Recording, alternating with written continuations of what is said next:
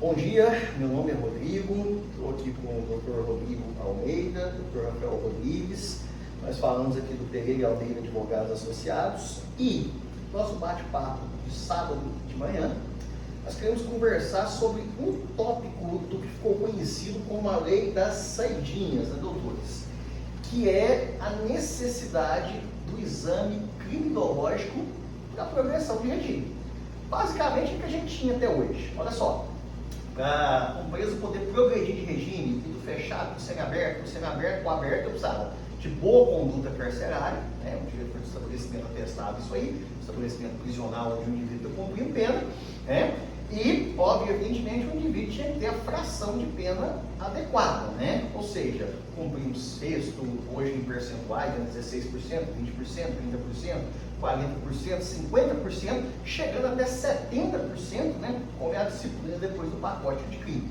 E agora a legislação ela veio acrescentar o que para nós? A necessidade desse exame criminológico. Vamos começar aqui, doutor Rodrigo. O que o senhor acha dessa regulamentação? Positiva, negativa? O que o senhor vê de uma forma geral? Bom dia a todos.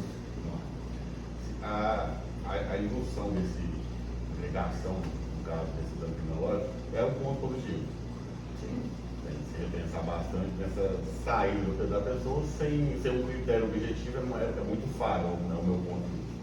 O que está falhando muito também é como será feito. Porque como já é feito atualmente, de alguns crimes ainda há exigência do exame criminológico para saída, só que não existe critério específico para isso, não existe data para isso. Eu tenho casos de clientes que ficaram 5 meses aguardando o exame criminológico do Estado do ECA, não tinha perícia para fazer, mesmo com data de progressão de regime. Entendi. E aí é os pontos de divergência, porque tem contingente para fazer isso, vai ser feito dentro do unidade, vai ser levado para uma clínica especializada. Quantos profissionais vão fazer Quantos isso, né? profissionais têm essa abertura para fazer, tem contingente para fazer? Porque o sistema prisional em si já é caótico, isso é fácil, isso é público notório. Agora, mais um adendo para permitir a saída, qual o impacto disso da população carcerária, né? No sistema de execução, como vai funcionar isso? Esse é um ponto que eu acho positivo, mas não tem nenhum critério objetivo que não vai ser atendido. Falta regulamentação, gente. Exato. Como é que vai ser feito esse exame criminológico? Muito vago. Será que a defesa vai participar disso aí? Será que a defesa vai poder contratar um profissional, né? E que profissional que é esse, né? Então, Poxa, é um psicólogo, é um psiquiatra, é um assistente social? Quem é que vai fazer esse exame criminológico, né? E a defesa vai poder contratar um profissional para poder acompanhar isso lá? Vai poder apresentar quesitos? Ou não tem natureza jurídica de perícia esse negócio? Como é que vai funcionar, né? Doutor Rafael, e o senhor? O que o senhor acha dessa alteração, dessa ideia, né? Que veio como resposta a um crime específico que foi praticado, um crime realmente horroroso, né? Um preso que estava aí de saidinha, né? Então motivou essa alteração. O que o senhor acha? Concordo com o Dr. Rodrigo, né? É uma lei positiva, porém, quem que vai regulamentar? O ponto mesmo assim que eu penso que seja o que vai atrapalhar, seja quem vai estar regulamentando. E, basicamente mesmo que o Dr. Rodrigo estava. E o senhor acha que o impacto na população carcerária vai ser negativo, o aumento da população carcerária? Porque se o exame criminológico gera um atraso, né, nos benefícios, né, e o volume de prisões continua o mesmo, né, e nós já temos no Brasil um déficit de vagas, né, ou seja, nós temos muitos mais presos, sejam provisórios ou condenados, do que vagas no sistema carcerário. O senhor acha que isso vai gerar um aumento aí Eu acho que sim, com certeza vai gerar um aumento, e até mesmo assim, na própria situação na cidade de Itumbiara mesmo, né, que é um exemplo, a gente até estava conversando sobre isso, que a gente recebe presos de outras cidades, né, o senhor até mencionou, então assim, vai entrar vários presos e vai meio que superlotar ali o sistema carcerário. Mais assim, ainda, né? Mais ainda.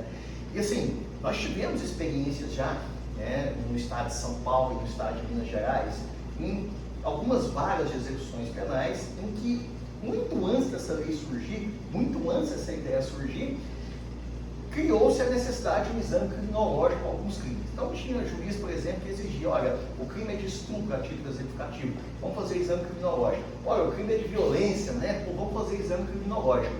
E essa experiência que nós tivemos gerou um atraso muito grande nessa progressão de regime.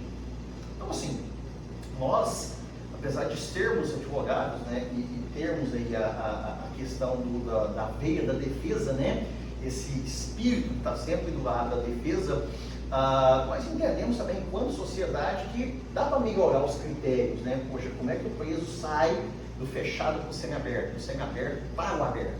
Poxa, vamos melhorar isso aí. Mas eu acho muito prematuro, muito ingênuo, né? E até difícil também estabelecer, poxa, porque como é que eu faço esse exercício, né, de saber se o indivíduo está apto para ser reintegrado à sociedade, né? Qual que é o capítulo da ciência que define isso? Será que não é um exercício assim, ou uma tentativa de um exercício de futurologia? Olha, poxa, vamos tentar adivinhar se esse indivíduo vai voltar a delinquir de novo, né? E aí, se você for observar a população carcerária, poxa, a maior parte das pessoas ali, e isso aí vai ser serviço de um assistente social, não tem nenhum núcleo familiar estruturado para poder retornar, né? O indivíduo ele sai do sistema prisional e ele sai sem absolutamente nada, né? Pô, ele chega em casa ali, e quando ele tem uma casa, né? Alguns nem isso não tem, sabe muito bem disso, né?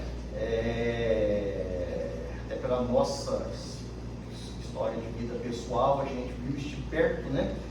E aí, poxa, como é que vai ser isso aí? Esse indivíduo sai, poxa, ele não tem onde morar, ou ele tem onde morar de maneira precária, ou não tem comida em casa, e aí trabalho realmente com egresso é complicado, né? Então, poxa, então esse indivíduo aqui, de repente o indivíduo é propenso a delinquir, e aí nós vamos negar o benefício dele. É uma situação complicada, né? Poxa, esse indivíduo aqui, ele tem, vamos imaginar, por exemplo, aquele crime complicado, bárbaro, né? Um crime que exigiria uma reflexão nova. Vamos imaginar um estupro de vulnerável, né? Aquele indivíduo que vai lá e pratica atos libidinosos, né? Atos de natureza sexual com uma criança, ou mesmo com um adolescente ali menor de 14 anos, né? Poxa, o que leva o indivíduo a fazer aquilo, né? O que acontece dentro da mente desse sujeito? E aí, se nós não temos estudos sobre isso, como é que nós vamos analisar esse sujeito? O que o senhor pensa sobre isso, doutor? Eu acho que a ideia nasce uma ideia muito positiva que tem que ser agregada realmente. Mas existem outros pontos para ser tratado na execução que são bem mais prioritários. A questão realmente dessa assistência social dentro da unidade prisional. De fato, a gente sabe muito bem disso. Tem muita gente muito bem assistida familiarmente, mas tem gente que estão à margem da sociedade financeiramente. Pessoa que sai dentro do presídio não tem onde morar, sai para a rua. Você podemos utilizar novamente o município do Biara. Você vê muita gente, muito ex-presidiário andando na rua, tornozeleira eletrônica, para ser monitorado sem ter em casa. Ou seja, ele consegue fornecer o endereço para ser a de monitoramento. Então tem outras questões prioritárias. E aí volta a questão da base do criminológico em relação ao fato criminoso. Tá, uma pessoa que cometeu um crime de homicídio, um crime de estupro, ela vai ser voltada, levada ao exame criminológico. Quem vai fazer essa perícia? Vai ser indicado no perito judiciário, vai ser indicado no perito da defesa, que seria, do meu ponto de vista, mais correto, duas perícias independentes, para fazer o acompanhamento, até para ter um contraponto. Ou vai ser um servidor do presídio? Ou um servidor do presídio, que vai fazer essa avaliação, que já faz parte da avaliação do critério objetivo, mas e a perícia? Vai ser feita como? Temos outras prioridades, né, bem anteriores a essa, assim, é um benefício do detento, ele tem que realmente fazer essa progressão, até para ele começar a se integrar novamente na sociedade. Tem que avaliar um detento que pegou uma cadeia de 15 anos, em 5 anos ele já está totalmente destoado da sociedade. A sociedade evolui financeiramente, tecnologicamente, ele tem que fazer essa migração para quando voltar e saber como está o mundo, como está a sociedade, como está o país. Ele vai começar a voltar uma vida digna, uma vida à mercê da lei. Certo. E esse é o ponto para mim que eu acho negativo, porque a nível de judiciário, a nível de execução penal, tudo é muito lento. Então isso pode dar um reflexo negativo no ponto positivo da lei. Isso é muito complicado, né? E muitas vezes a sociedade ela vê de maneira negativa essa progressão de regime, né? Só que o preso dentro do presídio ele tem um custo muito alto, né? Então essa manutenção de população carcerária elevada, ela tem um custo muito alto. E aí o pessoal diz, olha, poxa, põe esse pessoal para trabalhar, mas a grande verdade é que não tem projetos de trabalho suficientes dentro da unidade prisional. Pelo contrário, né, isso tem até sido suprimido, né? Em Goiás, aqui, aquele esquema, né, dos cordões que o pessoal estava fazendo tapetes, né? Aquilo foi retirado por ordens lá da DEGAP, né? O famoso POP, Procedimento Operacional Padrão. Então, assim, os presídios de segurança máxima, que nenhum deles tem projeto de trabalho. Eu falo do projeto do presídio Planaltino, do presídio Formosa, pelo menos até 2 anos atrás, enquanto eu fazia atendimentos lá no havia, só se foi criado de 2 anos para cá.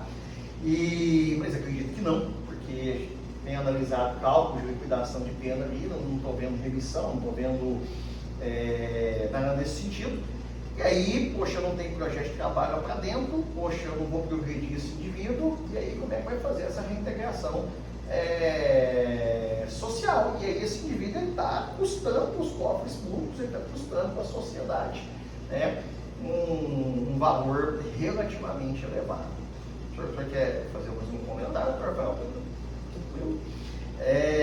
Bom, está colocado o debate, a intenção aqui não é esgotar o tema, não é esgotar o assunto, nós não somos donos da verdade aqui, estamos colocando alguns problemas que nós visualizamos, tá? E acho que essa legislação aqui, ela poderia ter acontecido, mas ela exigiria um debate maior. Ela deveria ter sido feita com a participação dos setores da sociedade interessados, advogados, representantes aí do sistema penitenciário, né? Tem um pessoal lá que representa, que faz a gestão do fundo penitenciário, diretores de unidades prisionais, pessoas ligadas à segurança pública, pessoas ligadas ao poder executivo. Então a gente dá um debate maior. Poderíamos ter produzido algo melhor, algo mais bem regulamentado, poderíamos ter criado prazos de implementação disso de maneira tal que isso fosse feito de maneira mais gradativa e poderíamos ter abordado outros problemas. Mas, como sempre aqui nesse país, né, surge um problema, nós fazemos uma lei às pressas e depois a gente vai dar um jeito de implementar isso aí e muitas das vezes isso não funciona. Ficamos por aqui hoje. Próximo sábado, todos os sábados pela manhã, vão ter um assunto interessante do mundo jurídico. Nesse país sempre tem uma novidade. E vamos debater isso aqui com Pereira e Almeida. Muito obrigado pela audiência, muito obrigado pela atenção de vocês.